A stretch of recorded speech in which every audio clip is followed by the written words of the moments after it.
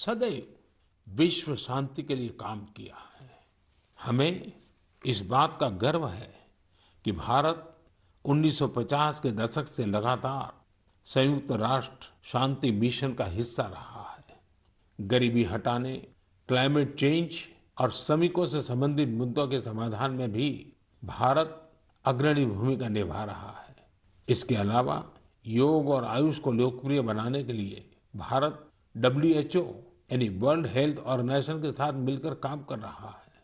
मार्च 2021 में WHO ने घोषणा की थी कि भारत में पारंपरिक चिकित्सा के लिए एक ग्लोबल सेंटर स्थापित किया जाएगा।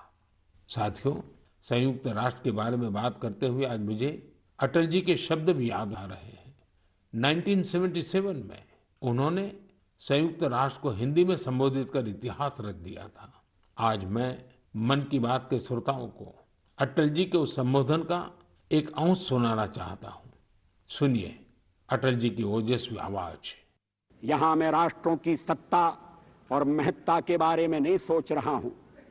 आम आदमी की प्रतिष्ठा और प्रगति मेरे लिए कहीं अधिक महत्व रखती है। अंततः हमारी सफलताएं और असफलताएं केवल एक ही मापदंड से नापी जानी चाहिए कि क्या हम पूरे मानव समाज, वस्तुतः हर नर, नारी और बालक के लिए न्याय और गरिमा की आश्वस्ति देने में प्रयत्नशील हैं। साथियों, अटल जी की ये बातें हमें आज भी दिशा दिखाती हैं। इस धरती को एक बेहतर और सुरक्षित प्लेनेट बनाने में भारत का योगदान विश्व भर के लिए बहुत बड़ी प्रेरणा है। मेरे प्यारे देशवासियों, अभी कुछ दिन पहले ही 21 अक्टूबर को हमने पुलिस स्मृति दिवस मनाया है। पुलिस के जिन साथियों ने देश सेवा में अपने प्राण न्यौछावर किए हैं, इस दिन हम उन्हें विशेष तौर पर याद करते हैं। मैं आज अपने इन पुलिस कर्मियों के साथ ही उनके परिवारों को भी याद करना चाहूंगा। परिवार के सहयोग और त्याग के बिना पुलिस जैसी कठिन सेवा बहुत मुश्किल है। पुलिस सेवा से जुड़ी एक और बात जो मैं मन की बात के श्रोताओं को बताना चाहता हूँ। पहले धारणा बन गई थी कि सेना और पुलिस जैसी सेवा केवल पुरुषों के लिए ही होती है, लेकिन आज ऐसा नहीं है। Bureau of police research and development के आंकड़े बताते हैं कि पिछले कुछ वर्षों में महिला पुलिस कर्मियों की संख्या डबल हो गई है, दोगुनी हो गई है। 2014 में जहां इनकी संख्या 1,05,000 के करीब थी, वहीं 2020 तक इसमें 2 गुने से भी ज्यादा की बढ़ोतरी हुई है और ये संख्या अब 2,15,000 तक पहुंच गई है। यहाँ तक कि सेंट्रल आर्म पुलिस फोर्सेस में भी पिछले 7 सालों में महिलाओं की संख्या लगभग दोगुनी हुई है। और मैं केवल संख्या की बात नहीं करता। आज देश की बेटियां कठिन से कठिन ड्यूटी भी पूरी ताकत और हौसले से कर रही हैं। उदाहरण के लिए कई बेटियां अभी सबसे कठिन माने जाने वाली ट्रेनिंग में से एक स्पेशलाइज्ड जंगल वॉरफेयर कमांडोज की ट्रेनिंग ले रही हैं। ये हमारी कोबरा बटालियन का हिस्सा बनेगी। साथियों, आज हम एयरपोर्ट जाते हैं, मेट्रो स्टेशन जाते हैं या सरकारी दफ्तरों को देखते हैं।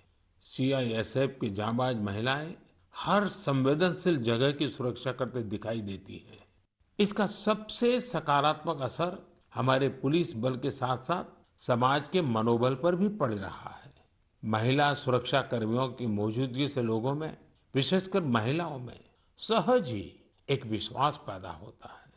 वे उनसे स्वाभाविक रूप से खुद को जुड़ा महसूस करती हैं। महिलाओं की संवेदनशीलता की वजह से भी लोग उन पर ज्यादा भरोसा करते हैं। हमारी ये महिला पुलिसकर्मी देश की लाखों और बेटियों के लिए भी रोल मॉडल बन रही है। मैं महिला पुलिसकर्मियों से अनुरोध करना चाहूंगा कि वे स्कूलों के खुलने के बाद अपने क्षेत्रों के स्कूलों में विजिट करें, वहां बच्चियों से बात करें। मुझे विश्वास है कि इस बातचीत से हमारी नई पीढ़ी को एक नई दिशा मिलेगी। यही नहीं, इससे पुलिस पर जनता का विश्वास भी बढ़ेगा। मैं आशा करता हूं कि आगे और भी ज्यादा संख्या में महिलाएं पुलिस सेवा में शामिल होगी, हमारे देश की न्यू एज पॉलिसिंग को लीड करेगी। मेरे प्यारे देशवासियों, बीते कुछ वर्षों में हमारे देश में आधुनिक टेक्नोलॉजी का इस्तेमाल जिस तेजी से बढ़ा है, उस पर अक्सर मुझे मन की बात के श्रोता अपनी बातें लिखते रहते हैं। आज मैं ऐसे ही एक विषय की चर्चा आपसे करना चाहता हूँ, जो हमारे देश, विशेषकर हमारे युवाओं और छोटे-छोटे बच्चों तक की कल्पनाओं में छाया हुआ है। ये विषय है ड्रोन का, ड्रोन टेक्नोलॉजी का।